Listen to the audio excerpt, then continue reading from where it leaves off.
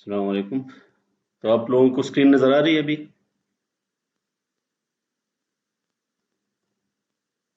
जी sir. अच्छा, ऐसा है कि इसके बाद जितने भी हमारे लेक्चर्स होंगे उस तक, एंड ऑफ द सेमेस्टर तक, तो उसमें हम कोई नया टॉपिक बहुत कम ही ऐसा होगा। वो कोई बीच में कोई टर्मिनोलॉजी आ जाए उसके लिए कोई समझाना पड़े वो और बात है। Other than that we will be solving problems, ठीक है ना, या एग्जांपल्स या एक्सरसाइज प्रॉब्लम्स। और ज़रूरी नहीं कि हम वो किसी एक बुक से कर लें या दो बुक्स से कर लें, वो किसी भी बुक से हो सकती है। सोर्स हम आपके साथ शेयर कर देंगे, ठीक है ना। The idea is that you get used to combine different pieces of knowledge into problems, क्योंकि जो प्रॉब्लम होती है उसमें टॉपिक हर जगह से आ सकते हैं ना। तो ये जो हम आप अभी प्रॉब्लम सॉल्व करेंगे उसमें ये होता है कि आप you will see that different sections, different chapters are needed when you are solving a particular case. So let's begin now. Um,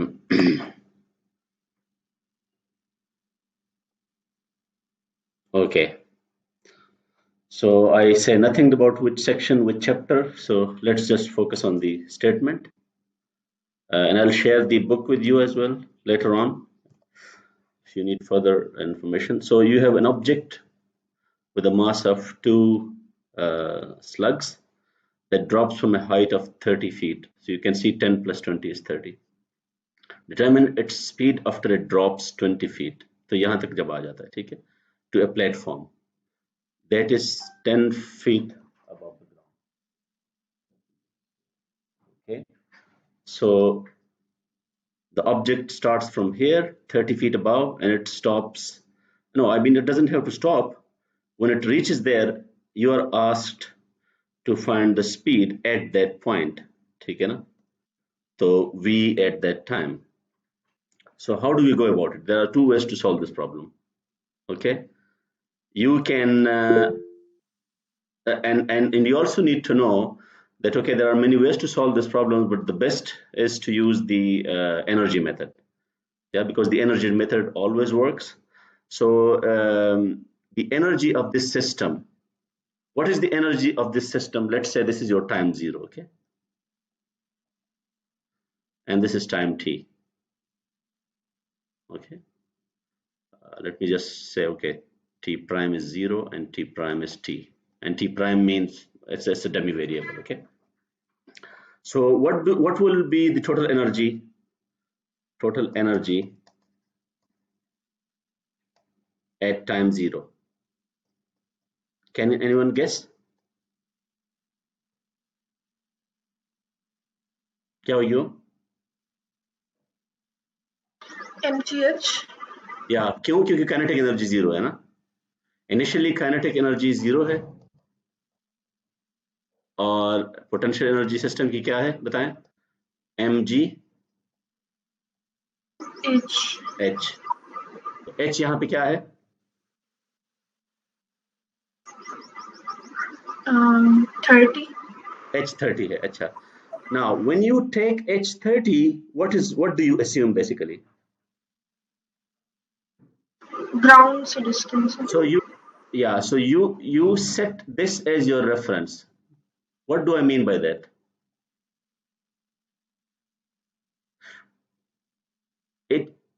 It means that you assign a potential energy of 0 to this point.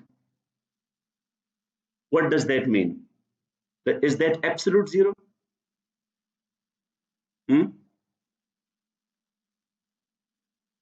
Tell me yes or no. No sir. Because potential energy is relative. Yeah, you can never know the exact value of potential energy.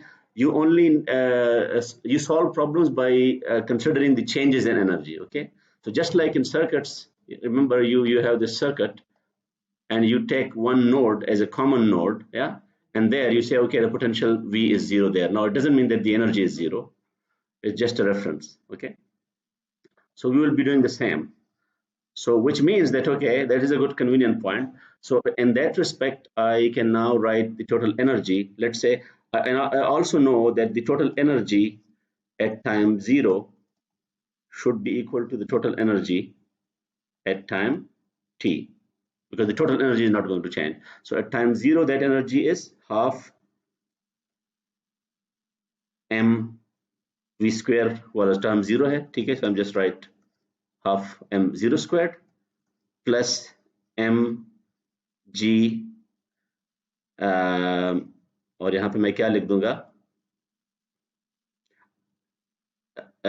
Okay, let's agree that we will be using only standard units, okay, like US customary system. Now, which means that we can choose. जिस तरह यहाँ पे आपको क्या नजर आ रहा है इसमें, do you find something unusual here in this? Yes, sir. Units are not mentioned. Yeah, so the symbols we can simplify our problem solving by choosing to even if we use a symbol that will carry no unit, okay. So this t will have no unit, this h will have no unit. So now I and g will have no unit. Okay, so that means that I can simply write 2 here, 2g, and I can write 2 here, and I can write g. I know g, the value of I think it's I'll set this up here. I think it is something like 32 point something. Yeah, I don't know what is that, but 32 point something. And right here I will use 30. Okay, 30. Now what is the situation on this side? Now first you tell me the kinetic energy. It will be half 2. So I just use the symbol v here. Let's represent that velocity by v of t. तो क्या हो जाएगा v squared. Okay, और यहाँ पे क्या हो जाएगा 2g. What should I write here? 0. Question को आप पढ़ते नहीं है. क्वेश्चन क्या है? 10 है ना ये. After it drops 20 feet, तो ये आपका टाइम थी, मैंने यहाँ पे लेबल भी किया हुआ. So that is basically 10. Okay, now you just need to solve this equation, and you know how to solve this equation. Okay, now can you if you have understood this discussion, okay, the point I wanted to stress here, if you have understood it, can you simplify this calculation even further by choosing another reference? Think about it.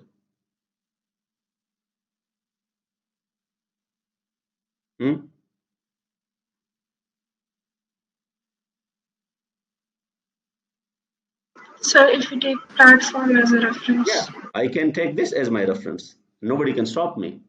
ये ऐसा ही है कि आप छत पे बैठे हैं तो छत पे आप उस छत को रेफरेंस मान ले, कोई आपसे लड़ाई नहीं करेगा उस पे. So if that is the case, then tell me what will be the calculation on the left hand side. So I will still have 0. I will have 2g. अब बताएं यहाँ पे क्या होगा? 20. और यहाँ पे क्या होगा? And this will be 0. So you see, this is a much simpler problem.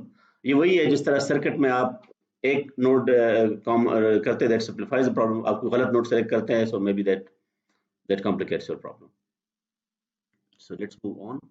अच्छा, एक और चीज जो मैंने नहीं बताई अभी तक शायद, और वो इस यहाँ पे वो बताना बनता है. So let me just, because that is a conceptual thing, let me write expressions regardless of values. Okay, so let me just write half mv squared and let me write mgh. Okay, अब ये बताएं ये energy किसकी है यहाँ पे इस diagram में? It's the kinetic energy of what? Of what? बताएं. The object. Of the object. ये जो ऑब्जेक्ट है, ठीक है. अच्छा, ये इसको हम क्या कहते हैं? Gravitational potential energy of. अब ये बताएं ये किसकी है?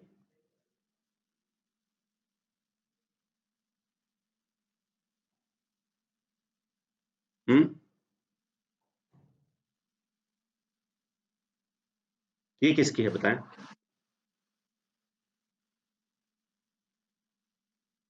ये ऑब्जेक्ट की है.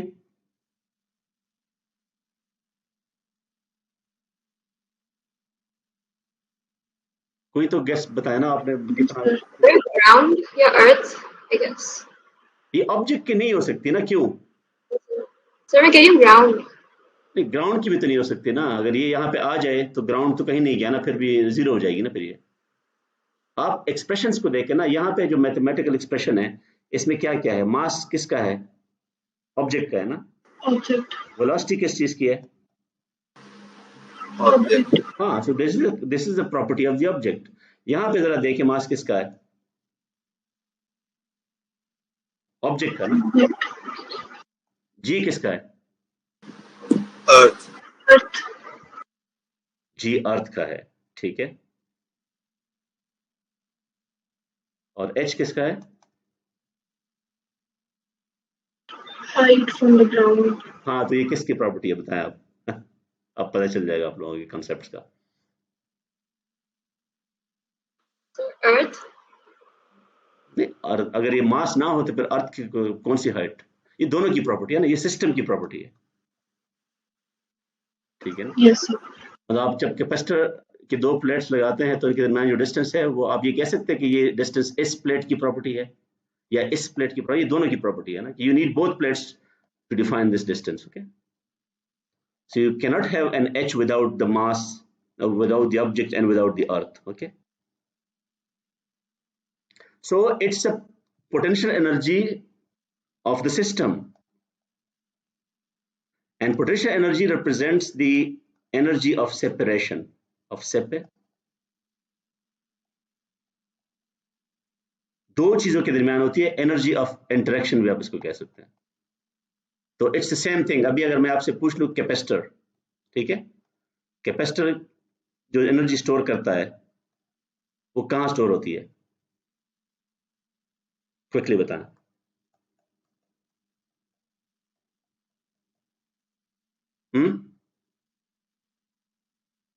प्लेट्स पे। Plates. तो प्लेट्स पे स्टोर होती है, तो पूरे सिस्टम में चार्ज कितना हो गया? Total charge stored.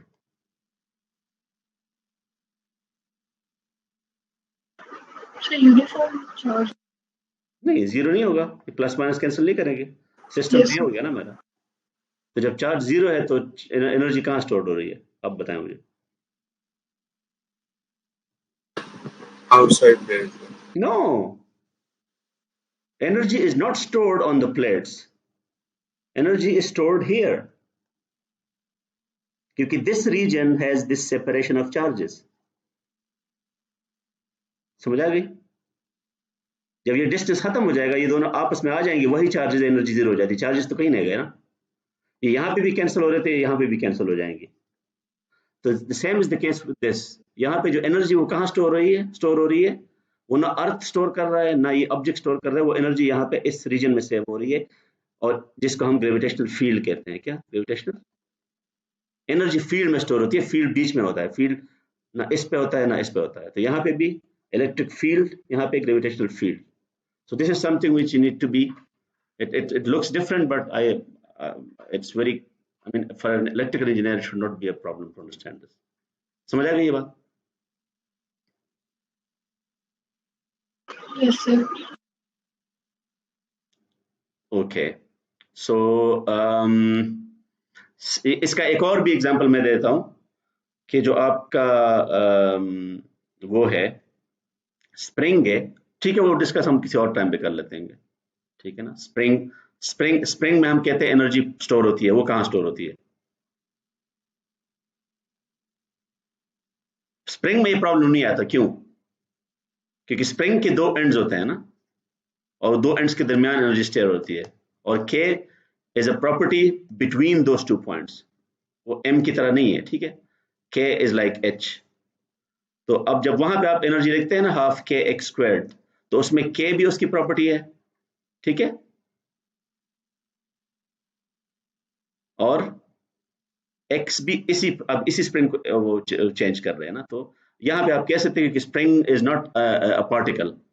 ये इशू पार्टिकल में आता है। Spring is actually an extended system with many particles. उन सब पार्टिकल का मास जीरो होता है, ठीक है। massless, you can think of a spring as a collection of massless particles, ठीक है।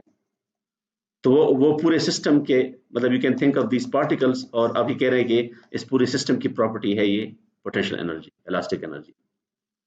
Let's move on.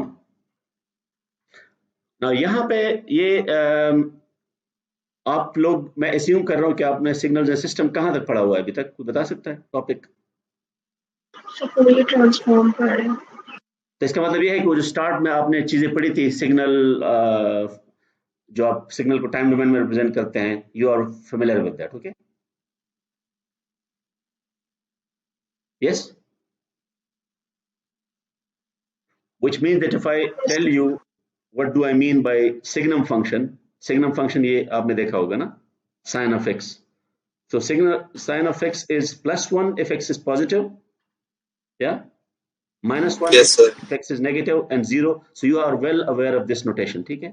मैं जानबूझ के यहाँ पे ब्रैकेट नहीं लगा रहा, ब्रैकेट मैं लगा भी सकता हूँ, लेकिन जिस तरह आप मतलब आपको पता है कि ये फंक्शन है, ये मल्टीप्लाई तो नहीं हो रहा ना, तो मैं अगर साइन ऑफ थीटा करता हूँ तो मैं ये ना भी लगाऊं तो इट्स क्लियर कि ये मल्टीप्लाई नहीं हो रहा.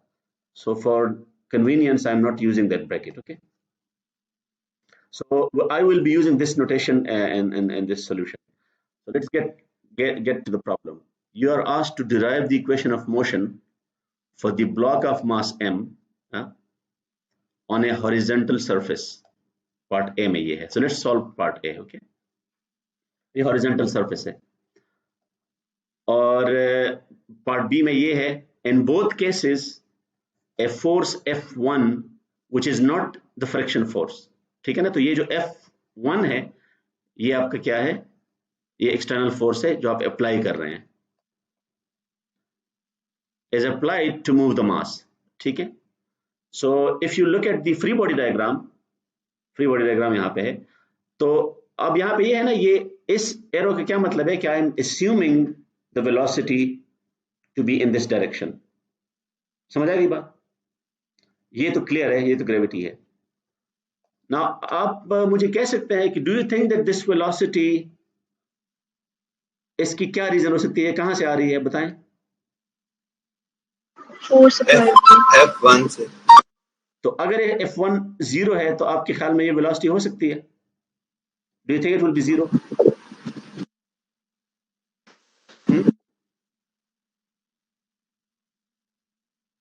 बताएं.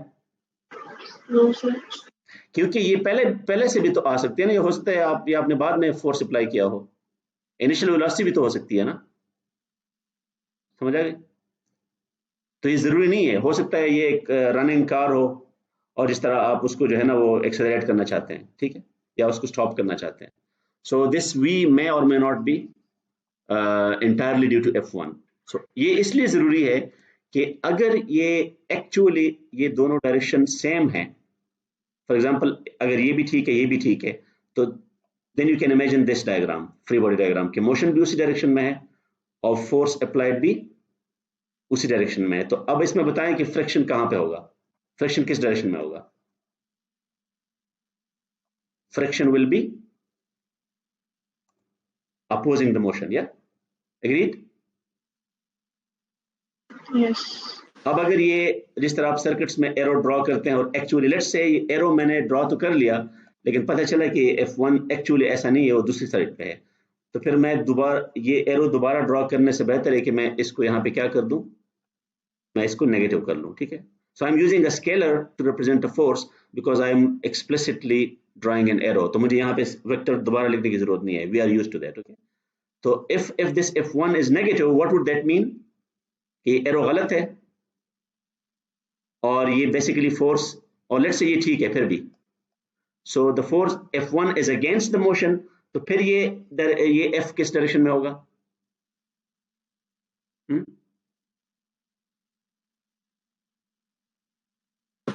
Opposite direction. अब ये टेक्निकल क्वेश्चन है. अब आपने जो आंसर दिया है ना, इससे पता है क्या मतलब निकलता है कि we are looking at friction as a response to force only, ठीक है? तो हमने मोशन को तो बिल्कुल इग्नोर कर दिया ना. तो बेसिकली दो टाइप्स ऑफ फ्रिक्शंस होते हैं, अभी मैं बता देता हूं, and you have studied both of them. One है स्टैटिक फ्रिक्शन, इसको स्टिक्शन भी कहते हैं, ठीक है? ये वो फ्रिक्शन है जो बॉडी स्टार्ट होने से पहले आपने अभी अप्लाई भी नहीं किया फोर्स। और दूसरा क्या है आपने देखा होगा, डायनामिक। तो यहां पे मुझे बताओ इस डायग्राम में कौन सा फ्रिक्शन रेलेवेंट है?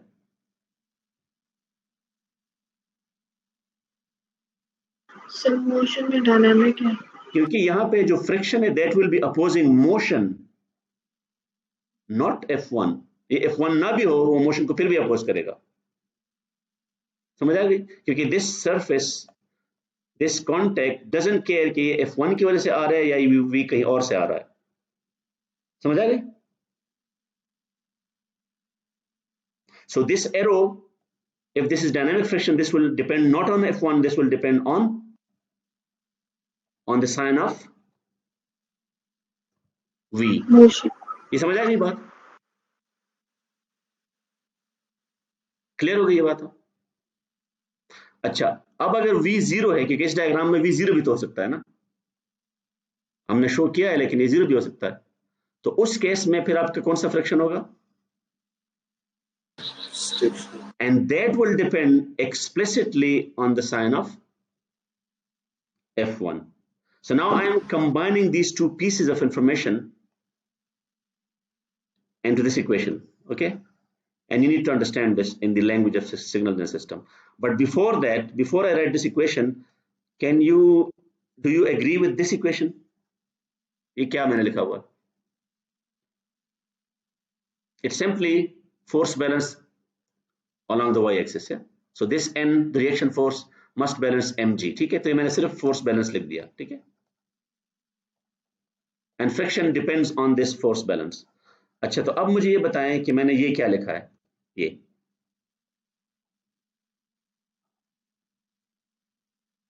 गौर से पढ़ ले।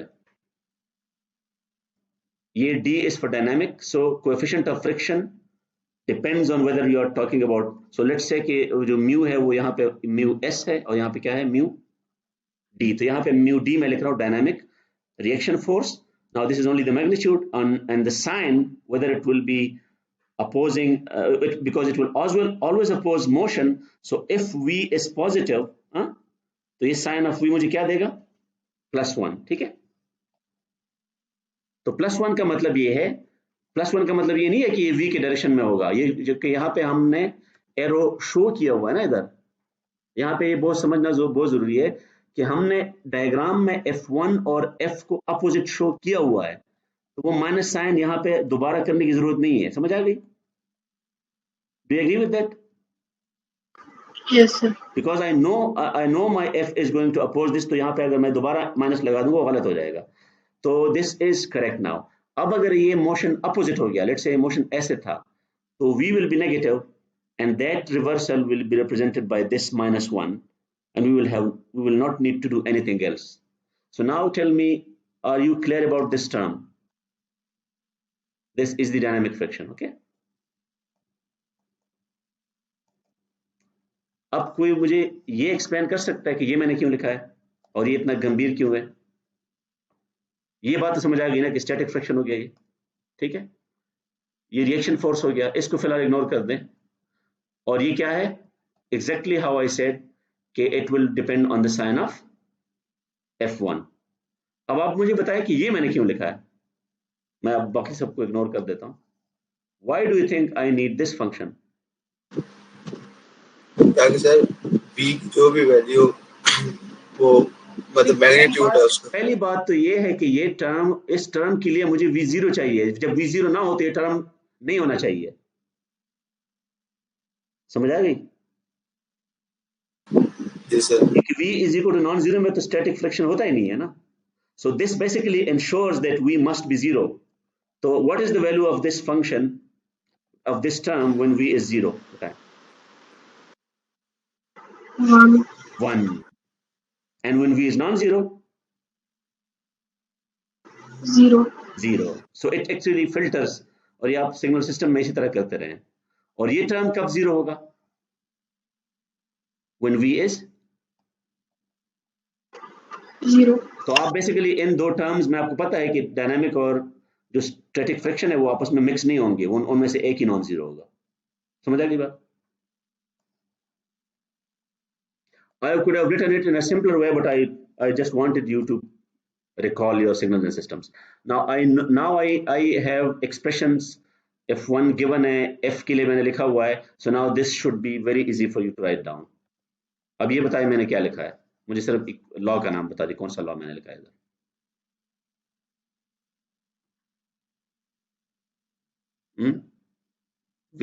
V is the magnitude of velocity. Okay, तो ये कौन सा लॉ है?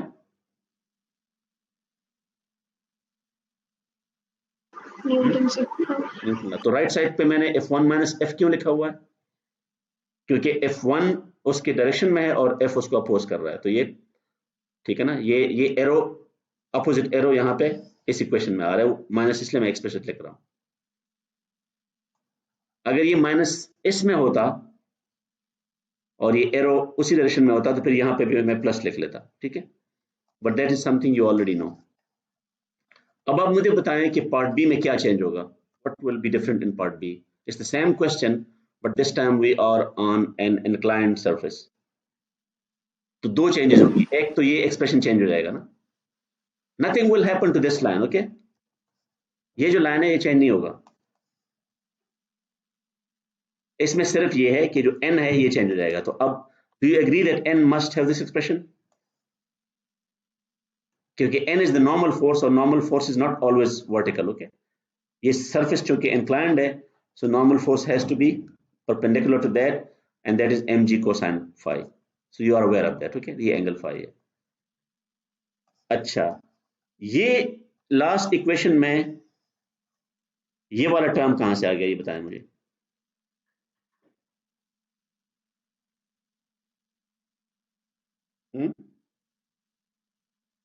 और ये पहले केस में क्यों जीरो था?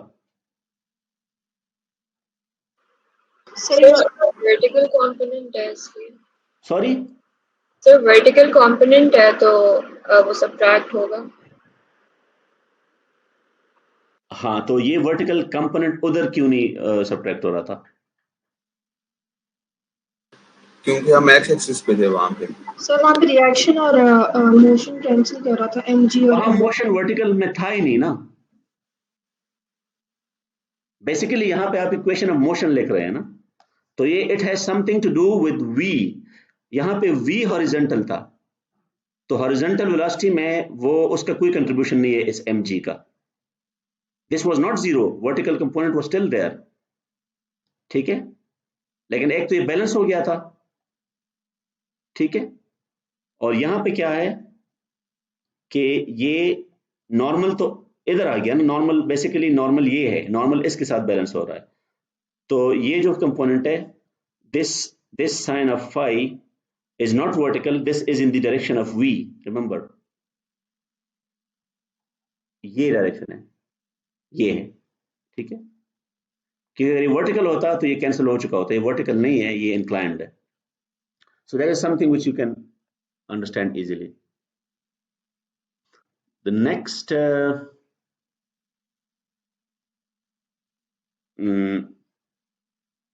question, actually it's a follow-up of that question, this time you are only given values, okay, so for the mass ये वो second case है उसका, ठीक है, let's say it is 2 kilogram, angle भी दिया हुआ है, इनिशियल वेलोसिटी भी दी हुई है। अब यहां से आपको समझ आ गया कि ये इनिशियल वेलोसिटी का मतलब ये है कि ये initial velocity it's not because of f1, okay, f1 की वजह से नहीं है, ये पहले से है, so mu भी दिया हुआ है, now determine whether the mass comes to rest if f1 is equal to 50 newton and f1 is equal to 5 newton. Now for this, to answer this we have to go back to that slide, और हम क्या करेंगे, हम ये ignore कर देंगे कि question ही नहीं है हमारा, ये क्वेश्चन है, हम क्या करेंगे, we will plug those values in these expressions and we will then look at this equation, ठीक है, so यहाँ पे हमें ये देखना पड़ेगा कि mv डॉट राइट साइड पे जो फोर्सेस हैं वो सारे वो ओवरऑल पॉजिटिव आ रहे हैं या नेगेटिव आ रहे हैं, so if you check it yourself it will turn out that in one of these cases that force will be in line with velocity, ठीक है ना, एक केस में, और दूसरे में अपोजिट होगी। तो ये बताएं कम टू रेस्ट किस केस में आएगा? मैं वैल्यू नहीं बता रहा, लेकिन मैं आपको सिर्फ ये बता रहा हूँ कि लेट्स से ए में जो है ना, ये दोनों इन लाइन है, जो नेट फोर्स है राइट साइड पे वो क्या है, पॉजिटिव है। तो will it come to rest now, tell me. No sir. क्योंकि वो तो उसको तो रीइंफोर्स करेगा ना। और लेट्स से बी में वो क्या हो जाएगा, दैट इज नेगेटिव। तो नेगेटिव का मतलब ये है कि ये डिसेलरेशन है, and it can come to rest. Okay.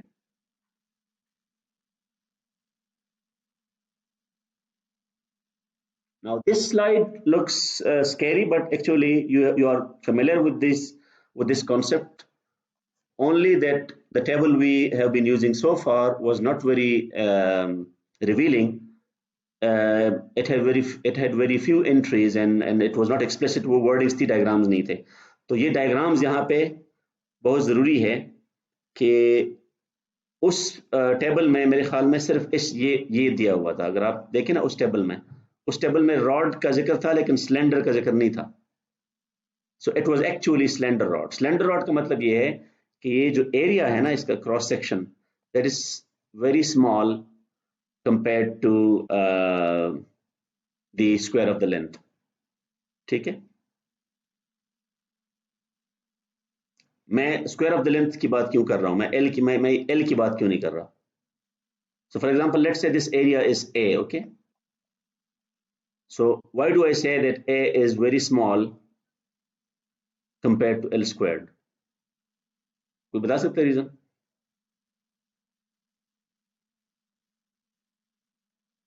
क्योंकि A cannot be compared with L, okay? This is area and this is length. You cannot compare length with area. So you must square that to make the comparison possible. और यहाँ पे भी rod है, लेकिन ये cylindrical rod है, ठीक है? तो इन दोनों की एक्सप्रेशन डिफरेंट है, ठीक है? और वहां पे R था, यहाँ पे A है। A is the radius here, ठीक है? तो यहाँ पे A आ गया, and so on and so forth.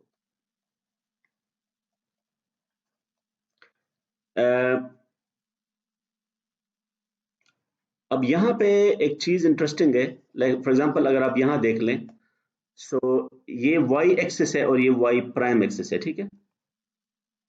तो इसने, और सिमिलरली ये z एक्सिस है और ये z प्राइम है। तो आपके पास ये वैल्यूज आ गई आई जी और आई वाई की, ये उसी टेबल के मुताबिक है, ठीक है? और ये वैल्यूज आपके ख्याल में ये इक्वेशन इससे कैसे आ सकता है? Do you remember that theorem we discussed this last time? Remember, one of the axis of rotation, remember you imagine rotation about y, and then you imagine rotation about y prime, and this y prime is parallel to y, yeah, and this is the distance d इसको हमने कहा था। तो ये basically parallel axis theorem है। Do you remember that parallel axis theorem? So many of these entries can be understood by recalling that. But anyway, even if you don't understand this table, you can still use this table क्योंकि सारा explicit दिया हुआ है। एक चीज इसमें missing है जो उस टेबल में था और यहाँ पे नहीं है, और वो है hollow cylinder. So let's say मैं इसको जनरलाइज करता हूं और यहाँ पे मैं एक और जो है ना, let's say it is a hollow cylinder, outside radius a है और इनर रेडियस क्या है, b है। Then you can show mathematically that you just need to add a b squared to this, okay? So यहाँ पे a squared है, so you will have to write b squared with this. And similarly, this is 3a squared, so now this will be 3a squared plus b squared, 3b squared. ये minus इसलिए नहीं है कि we derived this last time, that because the cross terms they cancel out and the square of negative is positive, so you will still get a positive, okay? इस squaring की वजह से positive आ रहा है। Anyway, you can use your common sense to solve the problem of hollow cylinder. So this table we'll need this table. एक अब देखो ना, यहाँ पे तीन टाइप के आ गए ना। You can now see these two. For example, this is a special case.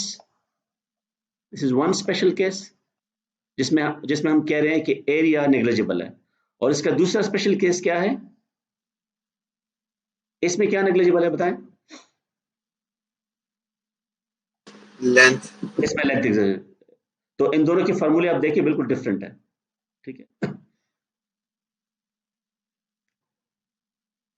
Okay, और ये आपके ख्याल में कहां पे हमें हेल्प करेगा ये formula sphere? For example we have used simple pendulum, या सिंपल पेंडुलम में हमने ये स्फीयर यूज किया था ना, तो डू यू थिंक ये फार्मूला वहां हेल्प करेगा? यस नो में जवाब दे दें मुझे।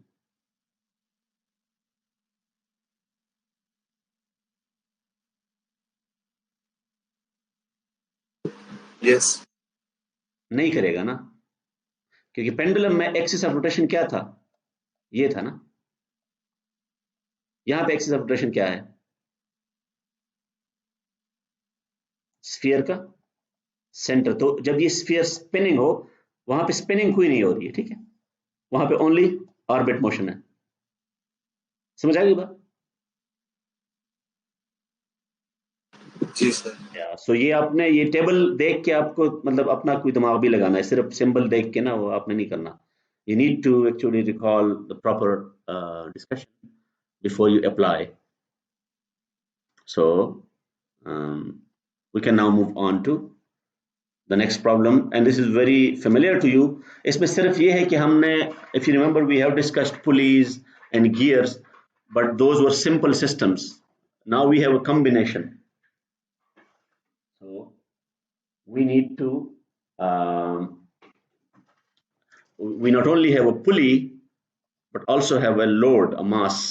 अब पता है ना वहां पे simple machines में we have used this terminology effort, yeah, and load. तो यहाँ Yes. पे effort इधर से आ रहा है, if you need a motor or something to rotate this. तो pulley basically, अब यहाँ पे load क्या है? ये load है आपका, और effort यहाँ पे आ रहा है, और इसका क्या रोल है? मुझे एग्जैक्ट टर्म बताएं जो मैंने यूज किया था इस टाइप की टॉपिक को। पुली का यहाँ पे क्या रोल है? टू, ये पावर को क्या करता है? मैंने एक वर्ड यूज किया था, to transmit power. Okay, so ये pulley, gear, they are all levers, they are actually transmission mechanisms of power. So you should see it that way. Okay, so let's say a motor, which is a source of energy, applies a torque T. You can see that, okay, to turn a drum of radius r. तो drum of radius r हो गया, ठीक है। Now on the same drum you have a string as well. So radius r and inertia I given है। अच्छा, यहाँ पे उस टेबल की जरूरत ही नहीं है जो पहले टेबल हमने दिया हुआ है। क्यों? क्योंकि यहाँ पे इनर्शिया दिया हुआ है, ठीक है। उस टेबल की जरूरत हमें कब होती है? अगर यहाँ पे क्या दिया होता? अगर इसका मास दिया होता। मास नहीं दिया, इसने डायरेक्टली मोमेंट ऑफ इनर्शिया दे दिया। Even though he is using the word inertia, but what he mean here is moment of inertia. Okay, about its axis of rotation, ये समझना बहुत जरूरी है। तो इसका मतलब है कि it's about this axis, इसके about आप इसको रोटेट कर रहे हैं। The rotating drum lifts a mass m, okay, जो लोड है, by means of a cable, ठीक है। तो यहाँ पे वो पुली एक्सप्लिसिटली नहीं है, ये पुली का रोल ये ड्रम खुद ही प्ले कर रहा है, ठीक है, अलग से पुली यहाँ पे बनी नहीं हुई है। The drum speed is omega given है, and we assume by convention omega and t to have the same sense, ठीक है ना, by convention। अगर अपोजिट हो गए तो प्लस माइनस में आ जाएगा खुद ब खुद। Discounting the mass of the cable, इसका क्या मतलब है बताएं? क्या हम किस चीज को इग्नोर कर रहे हैं? केबल के, केबल मास को हम इग्नोर कर रहे हैं। It's negligible compared to the mass of the drum and the mass of the load. Use value m, so m 40 kilogram है, इसका मतलब ये है कि केबल बहुत कम मास होगा। r is 0.2 metre and I is 0.8 kilogram metre squared. Find the acceleration v dot if the torque is 300 newton. तो बताएं यहां पे हम क्या करेंगे? राइट साइड पे ये क्या दिया हुआ है? इसको हम क्या कहते हैं? इन मतलब इस डायग्राम में और इस डायग्राम में क्या फर्क है?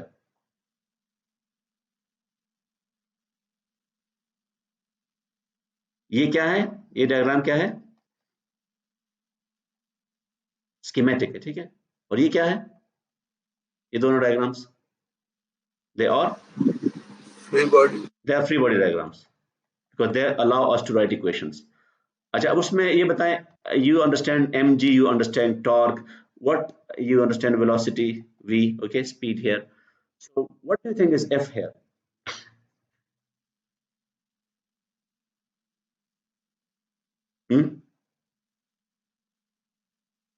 नाम बताएं इसका।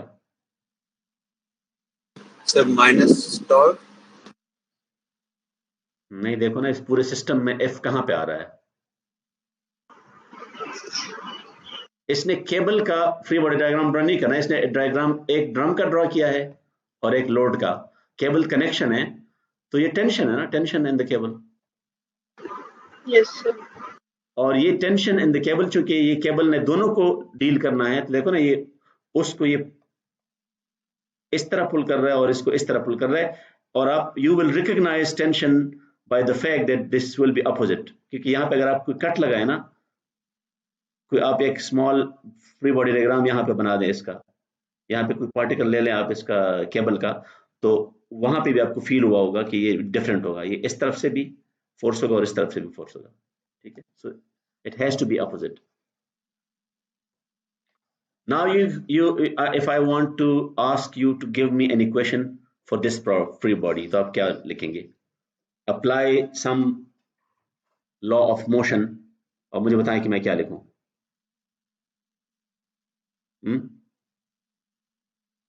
I can start with mv dot, yeah, which is acceleration.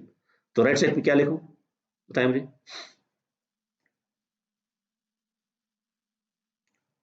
सारे फोर्स बता दे कौन से इसके लाइन में है, कौन से। T minus mg. अब v तो फोर्स नहीं है ना, v के लिए तो मैंने टर्म लिख दिया ना, फोर्सेस बताएं। T minus mg, sir. t force नहीं है, t टॉर्क है। क्वेश्चन आप पढ़ते नहीं है। t तो उधर है, वो मास पे तो t है ही नहीं, t तो इधर अप्लाई हो रहा है, ठीक है ना। जब ये रोटेट होगा तो ये cable, this will lead to a tension in the cable, और वो उसको आपने एफ लिखा हुआ है उधर। सो अब इस फ्री बॉडी डायग्राम का क्या फायदा अगर आप बता नहीं पा रहे हैं ना। फ्री बॉडी डायग्राम में, इस फ्री बॉडी डायग्राम पे सिर्फ ये दो फोर्सेस हैं, एफ और mg। टी तो उधर चला गया ना, और ये ट्रांसमिट कर रहा है ना, इस टी का इफेक्ट केबल ट्रांसमिट कर रहा है in the form of force. तो ये टी इधर नहीं आ सकता, क्योंकि ये this load is not rotating, this is translating. समझ आ गई? तो जो पावर ट्रांसमिशन है, the torque leads to power, that power is transmitted by the cable to this load, and this load sees the effect of this torque in the form of this tension. समझ आ गई बात? थोड़ा सा दिमाग को use किया करें। तो यहां पे बताएं, V के फेवर में कौन सा फोर्स है, F.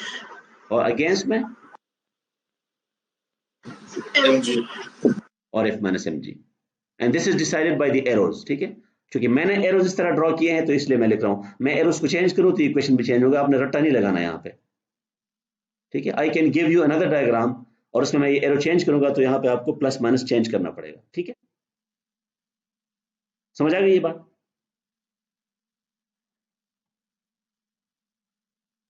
अच्छा, अब बताएं मुझे ड्रम के लिए क्या लिखूं।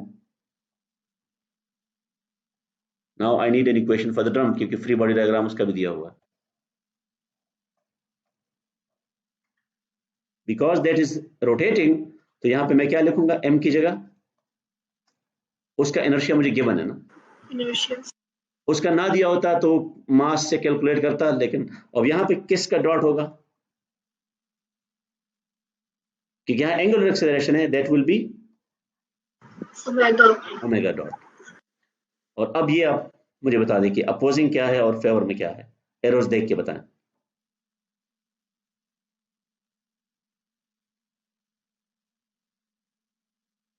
फेवर में कौन सा टॉर्क है, Torque T. अच्छा, और अपोजिंग टॉर्क क्या है, F. एफ टॉर्क नहीं है, फिर आपने गलती कर दी ना। तो F की वजह से जो टॉर्क है वो बताएं मुझे। रेडियस गिवन है आपको उसका, तो F टाइम्स क्या, और F टाइम्स R, ठीक है ना। ठीक है, टॉर्क से आप फोर्स सब्ट्रैक्ट नहीं कर सकते, टॉर्क से आप टॉर्क ही सब्ट्रैक्ट करेंगे। अब यहां पे मसला ये है कि we have to solve these two equations for what, unknown क्या है, ये पढ़ के बता दें, अननोन क्या है हमारे पास, V वी डॉट ना, वी नहीं, वी डॉट एक्सेलरेशन रिक्वायर्ड है, ठीक है। तो आप इस इक्वेशन को सॉल्व नहीं कर सकते, क्योंकि इसमें क्या अननोन है, इसमें ये अननोन है, ठीक है। तो आप क्या करेंगे, इन दो इक्वेशन से पहले क्या एलिमिनेट करेंगे, अननोन को एलिमिनेट करेंगे ना। yes So you have to, let's say, solve this for F and then plug it there. लेकिन वहां पे फिर और मसला क्या आ जाएगा, ये तो गिवन है, ये भी गिवन है, लेकिन ओमेगा अननोन है। अब ओमेगा और वी के दरमियान क्या रिलेशनशिप है बताएं, और V आर ओमेगा, उल्टा बता दिया आपने। Because we need to calculate V, so we would like to eliminate omega as well. So omega is equal to V divided by R. तो ये भी प्लग करना है और इस एक्सप्रेशन में, और when you plug everything there, you will have an equation that has only one unknown, and that you can solve. तो strategy समझ आ गई? yes sir Or again, I don't need to repeat every time, but it should be understood that when we read something like this, so here we mean the magnitude of torque, क्योंकि torque is a vector quantity, ठीक है। तो यहाँ magnitude bracket में आप समझ लें कि ये magnitude है। Do you have any question in this before I move on to the next question? और अभी आप लोगों के आंसर से मुझे ये आ रहा है कि आपके concepts, मैं ये नहीं कह रहा कि आपके concepts गलत हैं, लेकिन आपके concepts जो है ना वो पॉकेट्स में बने हुए हैं। आपका यहाँ पे गियर्स का कंसेप्ट बना हुआ है, आपका यहाँ पे न्यूटन लॉ का बना हुआ है, ठीक है ना, फोर्सेस का अलग बना हुआ है, टॉर्क्स का अलग बना है, but when you are required to combine these things into one problem, वहां पे आप मिक्सअप कर लेते हैं। तो ये गलत, ये खतरनाक बात होती है। You need to be able to watchful कि आप किस चीज से क्या सब्ट्रैक्ट कर रहे हैं। फॉर एग्जाम्पल टॉर्क से आप फोर्स सब्ट्रैक्ट नहीं कर सकते, जो मर्जी हो जाए, ठीक है।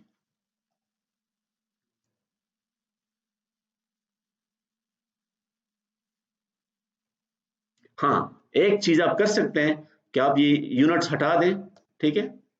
लेट्स से मैं सिंबल्स को यूज कर रहा हूं और ये सारे जो है ना, ये कोई भी सिंबल नहीं है, तो फिर T is the symbol that use the numerical value of torque without unit, F is the numerical value. तो मैं मैथमेटिकली तो ये कर लूंगा, लेकिन इसको मैं क्या कहूंगा, ये फिर जहनी अयाशी होगी, ठीक है।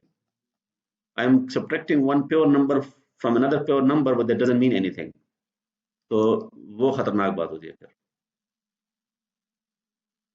ये ऐसा ही है कि प्रोग्रामिंग में आपने देखा होगा, एक कंपाइलर एरर होता है, ठीक है, कंपाइलेशन एरर, और दूसरा क्या होता है,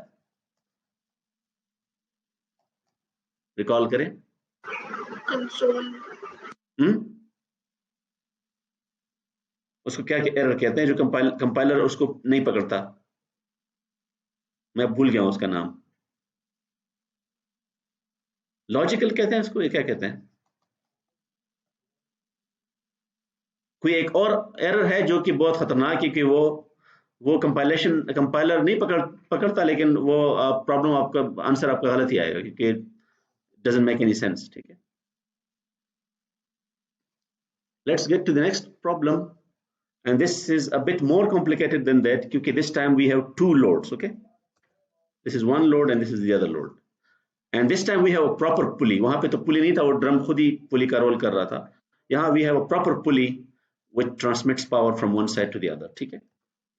और अगेन ये सारे यहाँ पे दिए हुए फ्री बॉडी डायग्राम्स, यहाँ पे आपको कितने चाहिए इस केस में, 3 चाहिए, 1 for M2, 1 for M1 and 1 for I।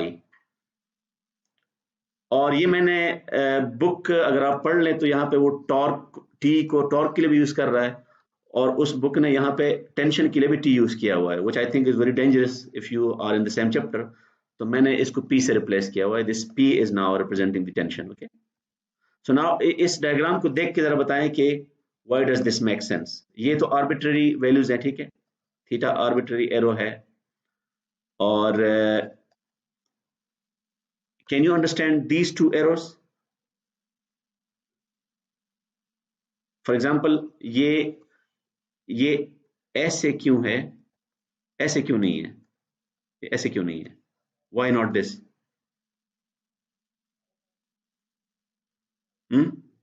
उसका ताल्लुक किससे है? फोर्स बैलेंस से है।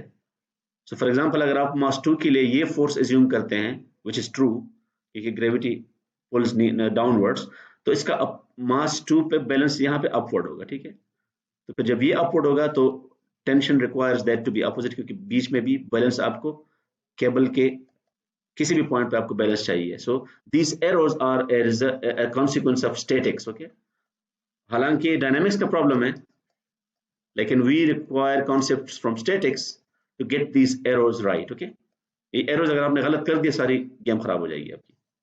समझ आ गई ये बात? और ये कहना कि मैं स्टैटिक्स स्किप कर दूंगा, तो if you skip statics you will not be able to solve problem, क्योंकि गलत करेंगे आप, जितनी भी मर्जी है कैलकुलेशन करें, आंसर आपका गलत ही आएगा फिर।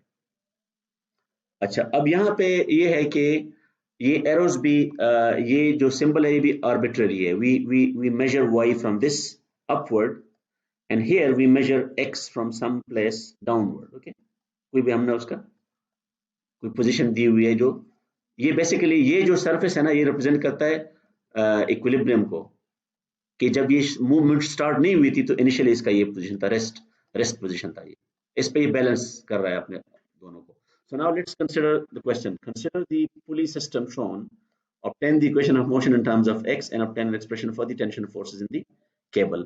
So we need equation in terms of x, and then we need expressions for P1 and P2. ठीक है, वो जब इक्वेशन मिल जाएगा तो एक्सप्रेशन मिल जाएंगे। सो अब आप मुझे बताएं कि कहाँ से स्टार्ट करें। Let's start from M2। ठीक है, इसके लिए मैं फ्री बॉडी डायग्राम के लिए मैं इक्वेशन लिखता हूं, बताएं क्या लिखूं, कहां से स्टार्ट करूंगा।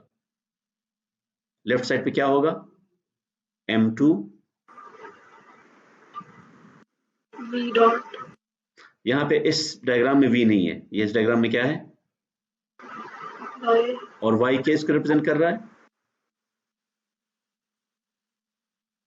नॉर्मली Y और X हम रिप्रेजेंट करते हैं पोजीशन के लिए, वेलोसिटी के लिए नहीं। ठीक है,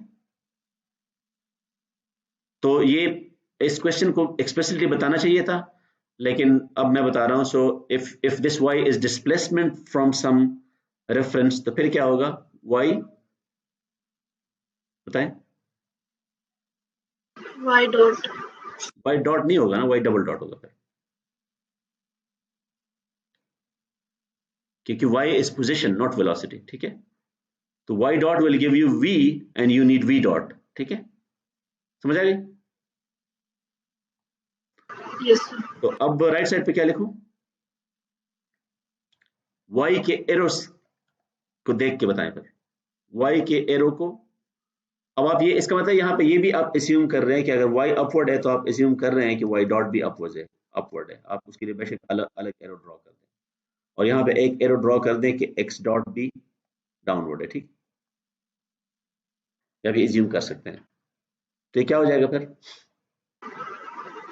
F2 minus M2Y, यहाँ पे P2 है। ठीक, अब आप चाहें तो आप F2 भी लिख सकते हैं, लेकिन आप just return P2 minus M2G। ठीक है, अच्छा M1 के लिए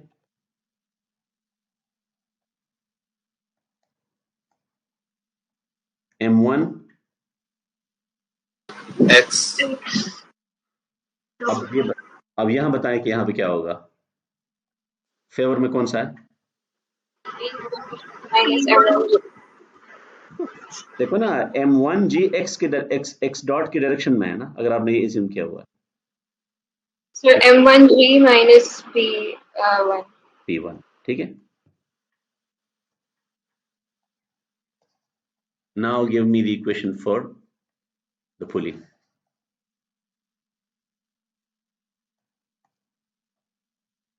लेफ्ट साइड पे क्या होगा? आई थीटा डबल डॉट, क्योंकि theta double dot will be the angular acceleration, I is the moment of inertia. अब यहां पे क्या होगा? फेवर में कौन सा टॉर्क है?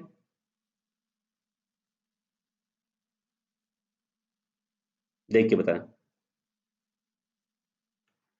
Will the torque that favors theta dot, basically हमें थीटा डॉट के लिए भी assumption करना पड़ेगा। लेट्स से कि जो थीटा डॉट है वो भी ऐसे ही है, ठीक है, इसको आप ओमेगा कहेंगे, ठीक है। तो ओमेगा को सपोर्ट कौन सा टॉर्क करेगा? P1 की वजह से जो टॉर्क होगा ये, या P2 की वजह से? Sir P1R। तो it will be P1R minus P2R। It's R times P1 minus P2। अब आपके पास तीन इक्वेशंस हो गए, ठीक है।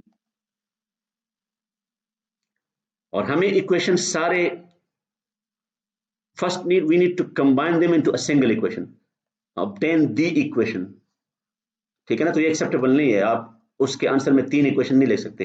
You have to combine them into a single equation. और उस इक्वेशन में कौन सा वेरिएबल अलाउड है? क्वेश्चन देख के बताएं। x। तो इसका मतलब कि हमें इसमें से क्या क्या एलिमिनेट करना पड़ेगा? y, थीटा और p1 एंड p2, ठीक है। समझ आ गई बात? तो व्हाट कैन यू, अब आप यहाँ पे जब हम ये हमने डिस्कस किया था, ये पुली वाला और ये केबल्स और ये सारा ना, तो हमने एजम्पशन क्या की थी? वो एजम्पशन रिकॉल करें कि क्या, किस चीज को हम इग्नोर कर रहे थे?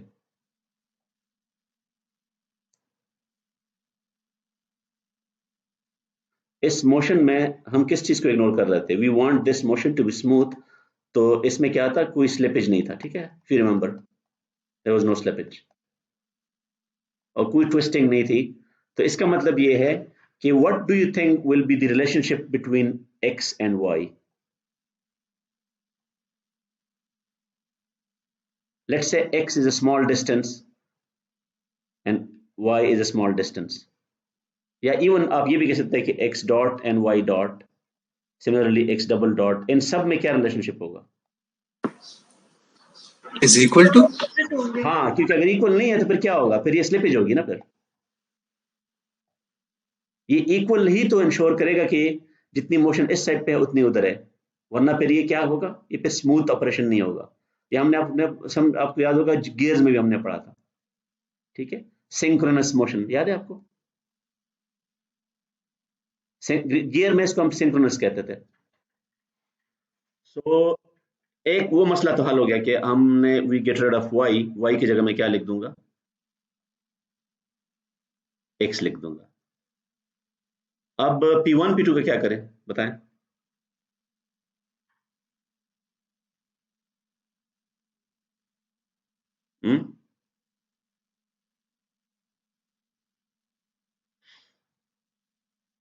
सर P1 ग्रेटर होगा P2 से। इसको हम एलिमिनेट कैसे कर लें? कोई फोर्स बैलेंस आपको याद आ रहा है कोई?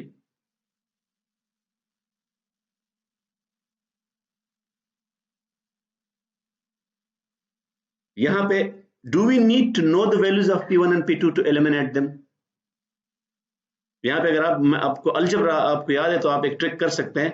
आप without knowing P1 and P2 you can still eliminate them. क्योंकि देखो ना, अगर आप इन इक्वेशन में, इसमें देखो ना, इसमें P1 P2 पॉजिटिव है और इसमें P1 क्या है के साथ माइनस साइन है। सो इफ यू सब्ट्रैक्ट और if you just add these two equations, जब ऐड करेंगे तो मुझे बताएं लेफ्ट साइड पे क्या होगा? P2 minus no, left side पे तो M1 प्लस M2 हो जाएगा ना, yes sir. और राइट साइड पे क्या हो जाएगा? P2 minus P1 Yes. और प्लस m1 m1 जी m1 minus m2g। अब यहाँ पे p2 minus 1 p1 है, यहाँ पे p1 minus p2 है तो ये इन दो को कंबाइन करके you get rid of p1 minus p2। समझ आ गई बात? Yes sir. अब क्या बच गया? थीटा। अब हमें पता है थीटा और एक्स के दरमियान क्या रिलेशनशिप है, वो बताएं आप, शाबाश।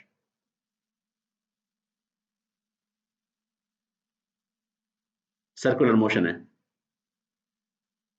क्या हो जाएगा? ठीक है, we have been using this throughout, yeah? The same factor r will be between linear and angular। देखो ना, angular displacement multiplied by r linear displacement, angular velocity multiplied by r linear velocity, angular acceleration multiplied by r। तो ये this is something which you already know। तो you get rid of everything और end पे आपके पास एक ही question बच जाएगी, वो क्या हो जाएगी वो?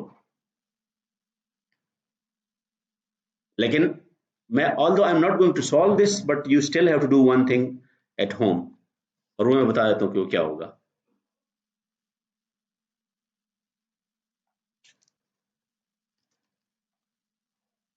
So let's assume that I have been able to write an equation which only involves x double dot, ठीक है? x double dot multiplied by something, let's say ये sum मैं यहाँ पे eliminate करके यहाँ पे something कर देता हूँ, ठीक है? So is this acceptable? Let's say ये आपने लिख दिया, is this what is required in the question? बताएं।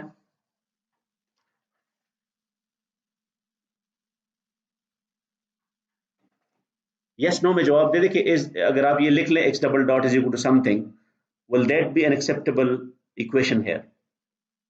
No, sir. क्योंकि यहाँ पे डिफरेंशियल इक्वेशन नहीं लिखा है, यहाँ पे क्या लिखा है?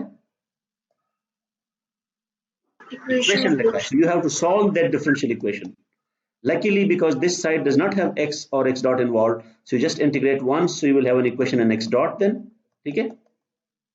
With some initial conditions, and then you integrate again, and finally you will have an equation in. So again, reading the question is important.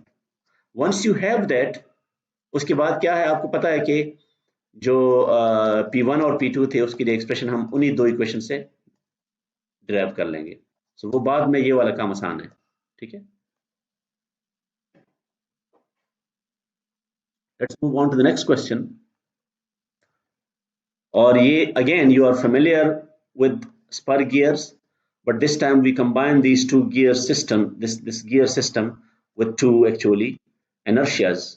One will be connected to the effort side and the other will be a load basically, ठीक है? और यहाँ पे ये चीज मैंने पहले भी बताई थी कि जो T1 है, जो टॉर्क है, ये पावर सोर्स से आएगा, इस तरह मोटर या कोई ह्यूमन आपको कर रहा है, और ये T2 कहाँ से आएगा, ये मैंने बताया था। Many people misunderstand and they think that this T2 is a consequence of T1। T2 is not a consequence of T1, T2 is coming from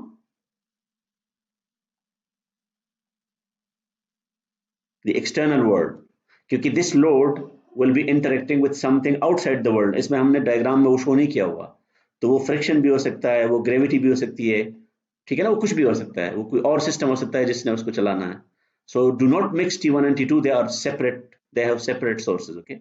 T2 is not a consequence of, so you can think of, जिस तरह signal system में होता है ना, you can think of this as two inputs, okay? T1 and T2, and inputs are independent from one another। ये clear हो गई बात? कि अब क्वेश्चन को पढ़ लें। रेशियो यहाँ पे ω1 ω2 को ये n कह रहा है, ठीक है, rather than writing n1 and n2। Now derive the expression for the equivalent inertia IE felt on the input shaft। इसका मतलब क्या है कि अगर मैं इस सिस्टम को सिंप्लीफाई करूं as if I had one input body and no gear nothing, तो उसका inertia क्या होगा, ठीक है? अब इस तरह की प्रॉब्लम को सॉल्व करने का आसान तरीका ये है, स्टार्ट में मैंने बताया था कि it's good to solve them by the method of energy. अब यहाँ पे चूंकि पोटेंशियल एनर्जी 0 है,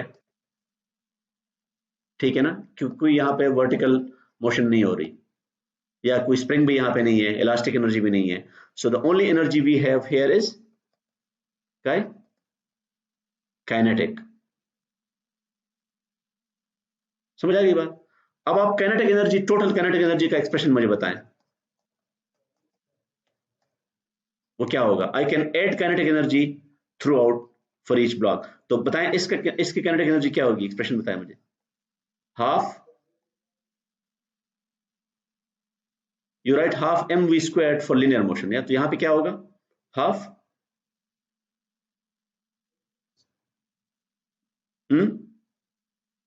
T omega square. नहीं, I T1 और T2 तो एक्सटर्नल टॉर्क्स है ना, they will not give you, they will be involved in the expression for work. Kinetic energy is a property of this inertia only. तो m will be replaced with I, ठीक है, inertia, moment of inertia। तो m की जगह तो I1 आ जाएगा, v की जगह क्या आएगा? ये हमने पढ़ा हुआ है, ठीक है, yes. प्लस, अब आप आगे खुद बताएंगे कि मैंने आपका मसला आधा हल कर दिया है। ये तो इसका हो गया, इसका क्या हो गया? I2 का 1/2 I2 omega 2 square. Half I2। अच्छा, इसका बताएं शाह, n2 का बताएं क्या होगा?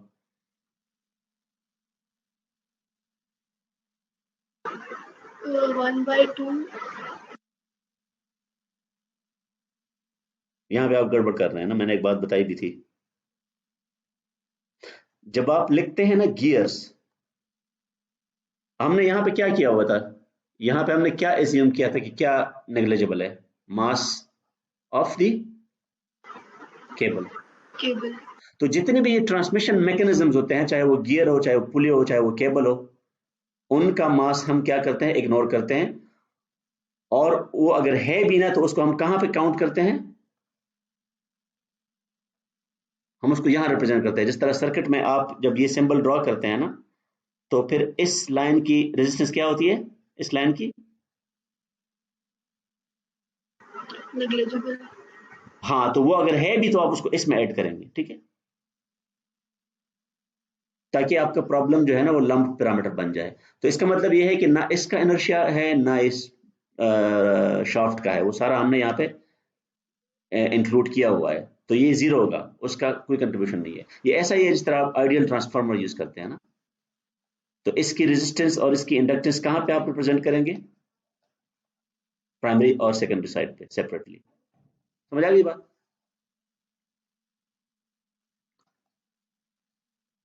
अब इसमें आप मुझे बताएं कि ω1 डिवाइडेड बाय ω2, हमें इनपुट साइड पे एक्सप्रेशन चाहिए ना, सो आई नीड टू एलिमिनेट ω2। तो ω2 की जगह मैं क्या लिखूं? बताएं मुझे।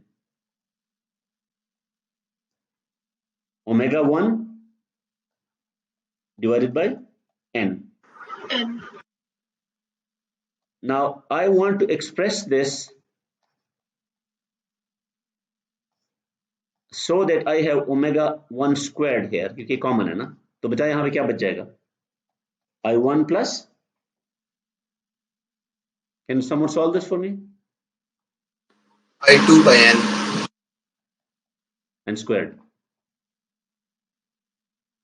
है ना। तो अब ये क्या है? ये उसी फॉर्म में आ गया ना।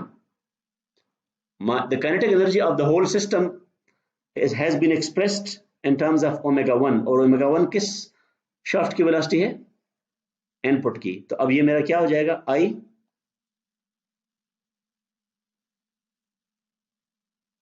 इफेक्टिव। समझ आ गई बात? इसकी एनालॉजी आपको याद है? ट्रांसफार्मर में आप क्या करते थे? ट्रांसफार्मर में सेकंड साइड पे अगर कोई लोड है ना, आप उसको टर्न रेशो की थ्रू आप उसको प्राइमरी पे, उसको आप क्या कहते हैं? याद है आपको ये term? Reflect. When you reflect the load, the secondary the load on the secondary side to the primary. तो आपको याद है उसमें वो टर्न रेशो का स्क्वायर उसमें भी आ जाता था। तो यहाँ पे एग्जैक्टली यही हो रहा है कि the gear is behaving like a transformer and the secondary inertia can be reflected to the primary inertia, so I2 becomes I2 divided by n squared there। समझ आ गई बात आप, या ये कोई मुश्किल बात बता रहा हूं मैं?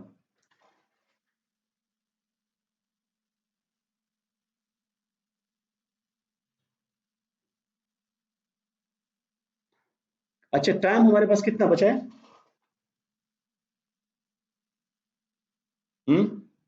सर हो गया टाइम। अच्छा ठीक है, सही है। So unfortunately we could not finish today's example, ये हम नेक्स्ट टाइम के लिए फिर कर देंगे, ठीक है। Thank you.